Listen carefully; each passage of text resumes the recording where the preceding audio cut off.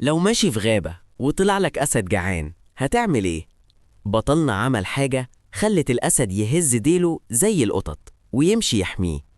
الصحابي سفينة تاه في غابة في بلاد الروم، وفجأة ظهر له أسد ضخم مستعد للهجوم. سفينة ما هربش، ده واقف بكل هيبة وقال له: يا أبا الحارث، أنا سفينة مولى رسول الله صلى الله عليه وسلم. تخيل رد فعل ملك الغابة. الأسد أول ما سمع الاسم طقطق راسه وبدأ يتمسح في كتف سفينة. ومش بس كده، ده فضل ماشي جنبه يحميه من أي وحوش تانية لحد ما خرجوا من الغابة ووصلوا لبر الأمان، وودعوا بعض وكأنهم أصدقاء من عمر طويل. لما تكون مخلص لله، الكون كله بجماله وحيواناته بيسخروا ربنا عشان يخدمك. ده جزء من تاريخنا الحقيقي. اشترك دلوقتي عشان تعرف باقي قصص الأبطال اللي غيروا العالم.